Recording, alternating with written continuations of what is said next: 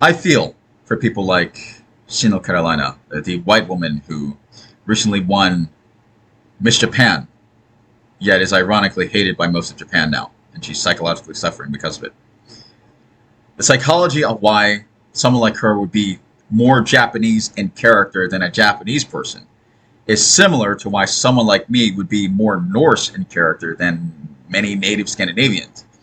Right? I mean, sure, I do in fact have legitimate and verifiable Danelaw and Old Norwegian heritage that uh, you can actually trace my last name back to the legend, keyword legend, of Sigtryggr, right? The empire of uh, the Danelaw England. Just the whole, Six Figures like legend. You would need a separate video for that. I'm sure you can look it up. It like starts off with Danelaw England. The Last Kingdom, the TV series The Last Kingdom depicts him as a character, and apparently his legend spreads all the way to Ireland. Um, but that's neither here nor there, right? When I first started researching subjects like genetic memory, and while curious about my own genetic advantages and disadvantages as an interracial person, specifically with my unique genetic makeup, since not all interracial people are the same. Really, just unapologetically getting to know myself. In the beginning, when I lived in Iceland and Ireland, tracing family, I fully admit that I went a bit overboard, laughably so. Right, partially due to sheer innocent fascination with this otherwise majorly influential, taboo, and otherwise willfully hidden side of my family. Right, my family tried to keep it my family tried to apply one drop rule bygone cultural evolutionary psychology to appease the blacks in the family, because that's usually what you'll find in interracial relationships, that the black person dominates, not necessarily genetically, but culturally, because the white person, which you can psychoanalyze a lot, pertains to why would they even make the black person begin with. In most cases, maybe not all, but in most cases, you'll find a lack of self-esteem there in the white person. The white person, whatever the white parent may be, may just simply be too cowardly and weak in character to stand up and say something to teach the kid that it's okay to be white. It's okay to be white. White. Right? White. But anyway, yeah. Usually what you'll find is that the black parent will absolutely dominate and teach the kids that they are nothing but that, which is scientifically asinine. It's completely irrelevant. It's just not correct. That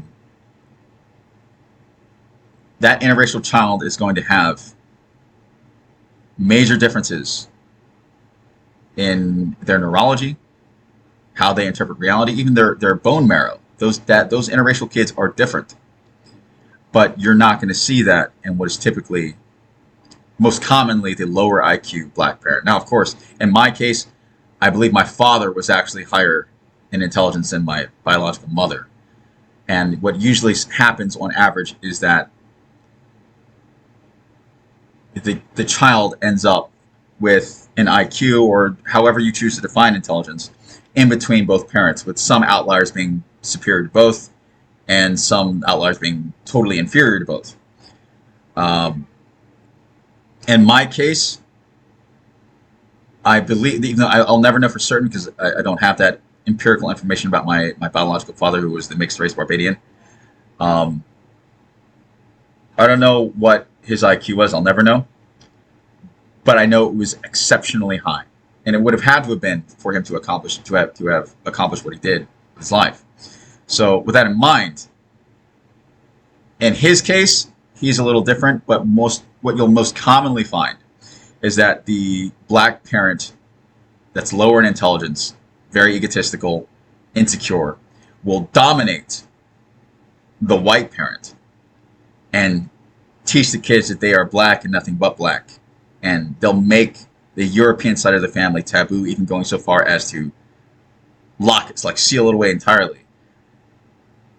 While the interracial kid is left to psychologically repress, at least, at the bare minimum, half of who and what they actually are, with half of their story not being told, right? And that kind of happened to me, not from my own biological father because he died when I was 4, but due to my stepfather later on, who in his own insecurity, his multifaceted insecurities, absolutely discouraged any sort of anything like that, any sort of delving into, like he was most psychologically, his ego was benefited by bygone one drop rule of memetics, and he just felt better. It just made him feel better.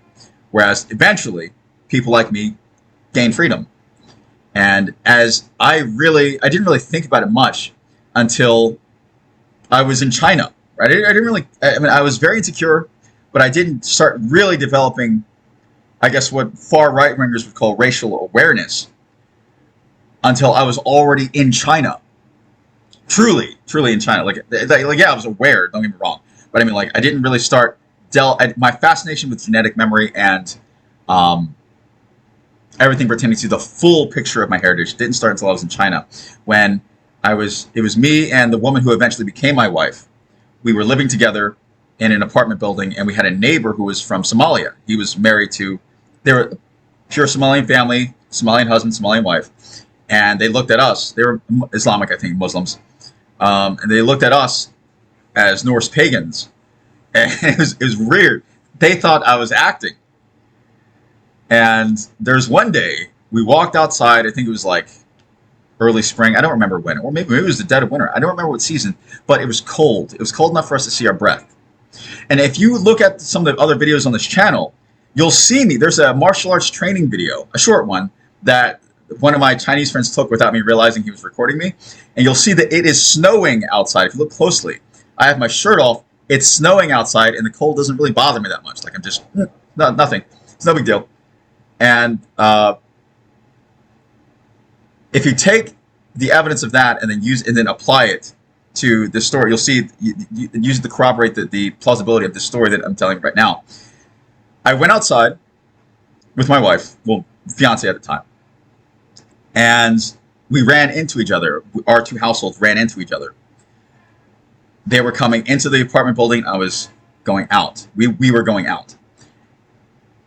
And it was cold enough for us to see our breath, but we were dressed like it was like just an average spring or summer day. Like we didn't have coats on or anything like that. Matter of fact, I think I had a short sleeve shirt on. Like, I was chilling. No pun intended. Actually, pun intended. Intend your pun, coward.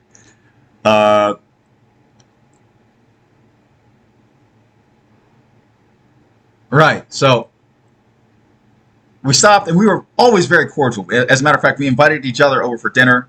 Sometimes we were very cordial, very respectful to each other. We disagreed with each other's beliefs. We respected each other's mutual rights to hold those beliefs. Right. So we never became uncivil with each other. However, apparently the Somalian husband thought that I was faking everything faking everything to get with the white girl. Right. Negro mentality. A stereotypically comical Negro mentality. Until we were walking outside in the freezing cold, and he saw me just chilling there. Right, pun intended. In summer gear, right? Just shorts and short sleeve shirt, and I'm not even aware. Like, I'm just oblivious, walking with my wife to a nearby restaurant across the street. We stop, we talk to each other, and he says, he actually pulls me aside and says, "Man, aren't you cold?" He had an accent because he was native from Somalia. So I can't replicate his accent, but I just, like, basically he was like, "Man, aren't you cold?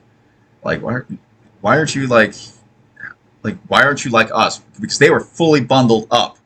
Like, to them, it was like it looked like winter. They were dressed for a winter wonderland when it might have been snowing a little bit, but it was like, it was fine, right? And this also ties into how I survived the Chinese wilderness for 4 years, right? So if you're new to the channel, there's a whole backstory you got to research.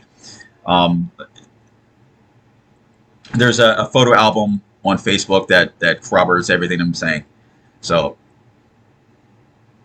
I said, well, and suddenly I became aware, like, yeah, why are you dressed like, me asking him, yeah, why are you dressed like that? Like, what, it's not that cold, is it? And I looked at my fiance, she looked at me, she's like, fine. She's native born Latvian, so she's used to freezing temperatures. So the only oddball in this scenario I realized was me. Right. This is the moment I became fascinated with my own genetic advantages and disadvantages. It was this moment right here. And we sat there talking for a second, and I said, well, I came to the conclusion after he asked me enough questions. I said, well, I'm mixed race. That was like, because at first I gave the typical left wing answer, how I was blue pilled, so to speak, and not just simply blue pilled. I think deep down I knew the answer. It's just simply I was ashamed to say it out loud, especially since I didn't want to hurt the guy.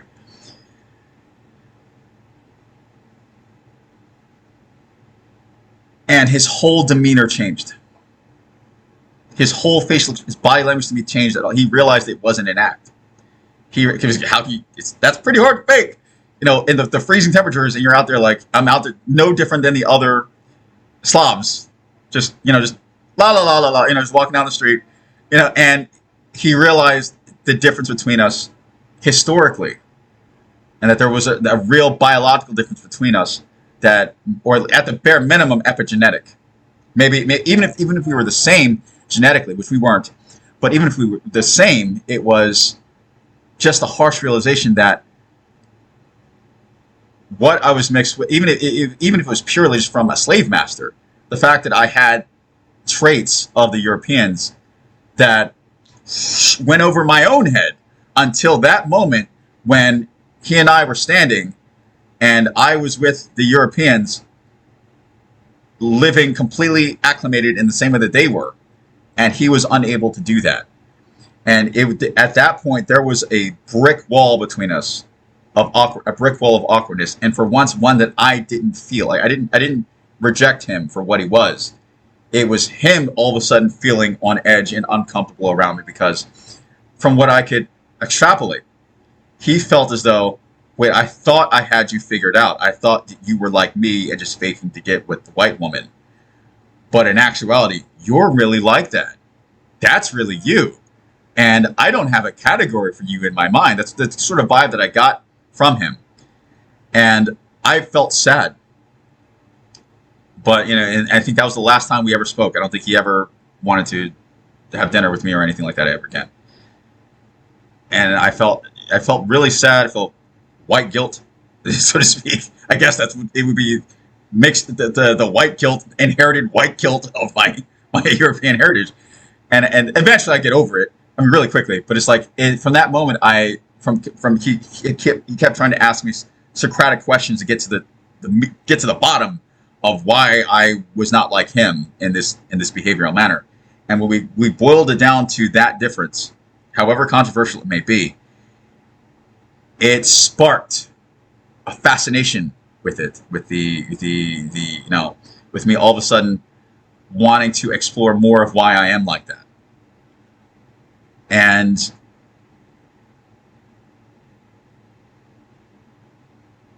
that therein led more into me taking a second look at why was I flourishing in the alpines, the high altitudes of the Chinese wilderness, which there are videos and pictures of on my Facebook and Instagram, and videos on this channel.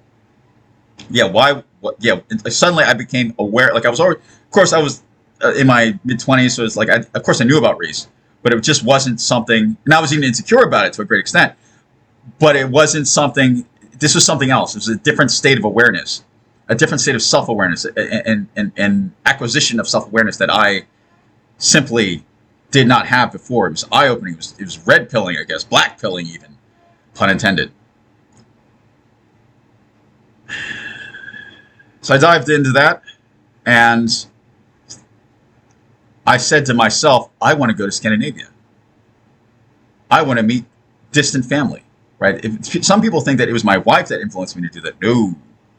No, that was 100% all me. I said to myself, this has been repressed within me. I repressed this in order to survive an otherwise Afrocentric environment.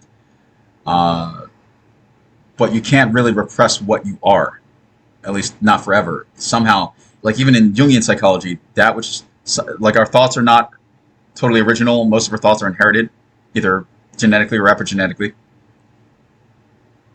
environmentally, whichever. And I thought to myself, I want to explore this further. Like, I just like just curiosity, sheer curiosity, that almost mad, driven mad with curiosity. Odin-like curiosity, and I followed my curiosity into the Chinese wilderness, and eventually, if you're gonna have to watch the other videos to learn the details of how I built my first business and raised raised my traveling capital to eventually get the hell out of China. But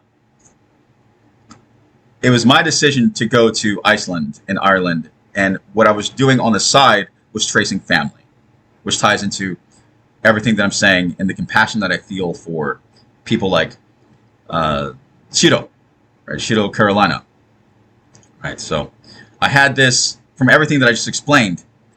I was so passionate. All of a sudden, this fire had been lit within me that, partially due to sheer innocent fascination with this majorly influential, taboo, and otherwise willfully hidden side of my family, that I was forced to repress as a survival mechanism. It was difficult navigating uncomfortable judgments and defensive assumptions from Europeans when I actually set foot in Europe and started like joining Facebook groups of like with Norse heritage and all that, just surveying, just getting to know them, right? My other people, right? And naturally they were defensive people.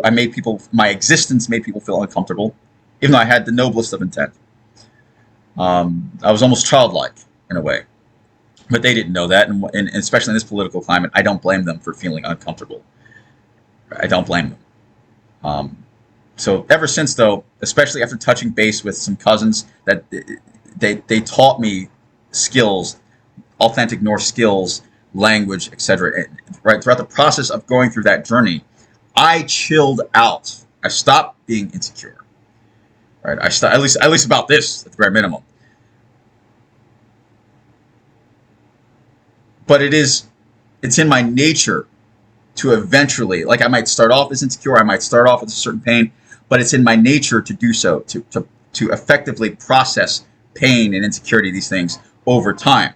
So in other words, who I was at 14 is absolutely not the same dude that stands before you today.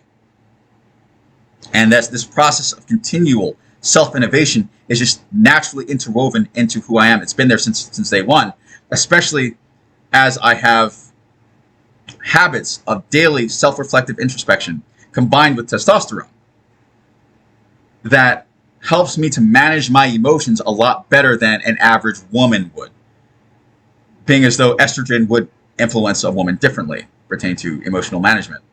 So meanwhile, in contrast with someone like Shiiro, Karolina, I am actually at least of the blood of that heritage. Shiiro, however, isn't actually Japanese at all. No matter what she does, no matter how hard she works, there will always be some level of insecurity there pertaining to what people think of her. Right? No matter what she does, she will never be truly Japanese. So there is that security there with me in such a way that you can call me black all day, right? And I am to an extent. But that changes nothing to me because deep down I know the facts about the greater picture of my overall actual bloodline and why I am the way that I am in a way that actually develops an end to the insecurities that I am able to process or have been able to process. Shiiro will never be biologically Japanese, not even a little bit. So it doesn't matter how much she self-reflects or how she tries to process or what therapy she goes through or who accepts her or who doesn't. She will never be Japanese. And I'd imagine that is still going to sting a little bit no matter how old she gets. Meanwhile, the need for social acceptance generally hits a woman differently than men. Right? Evolutionarily speaking, it would hit a woman differently than men. which would make her desire to be Miss Japanese make sense.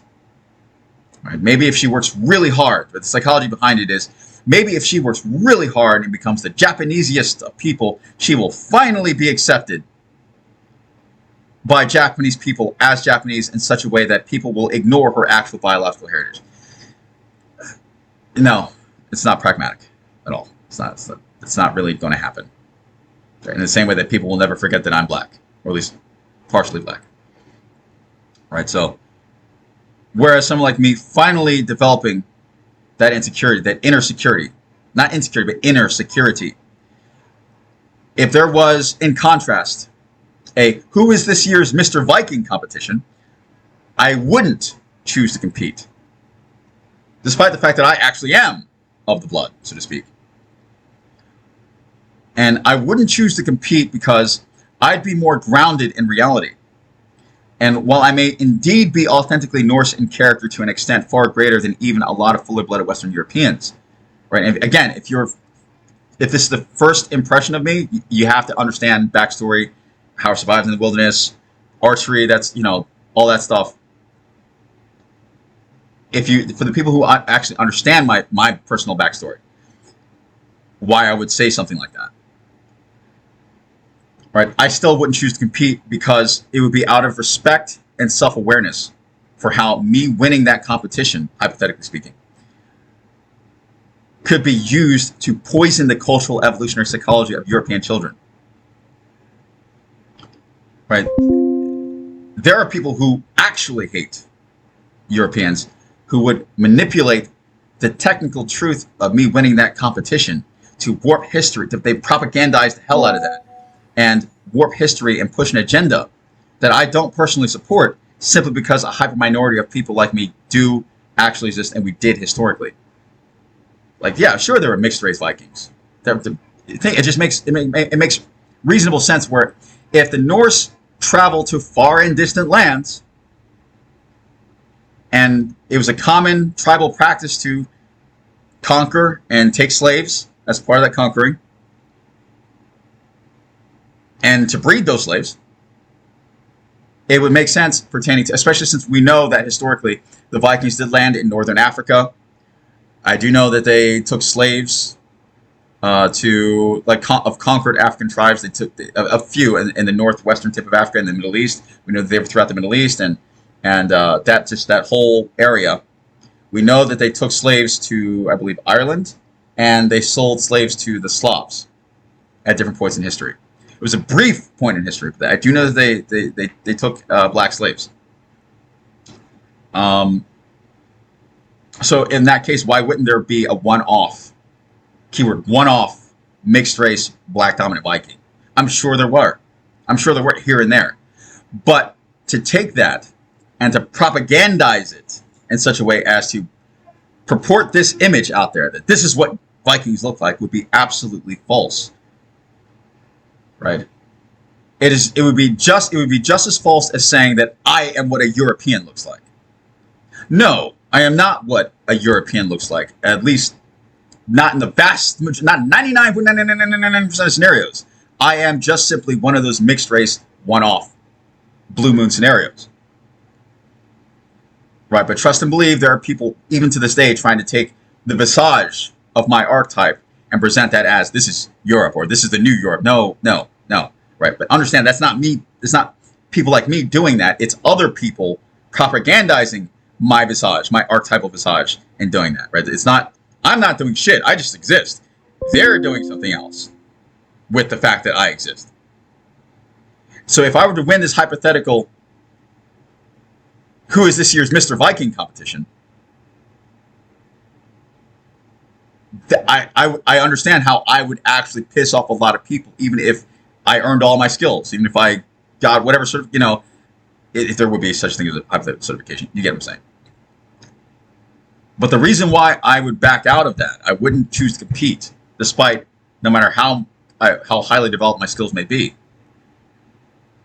and how thorough my knowledge of Norse culture and history may be.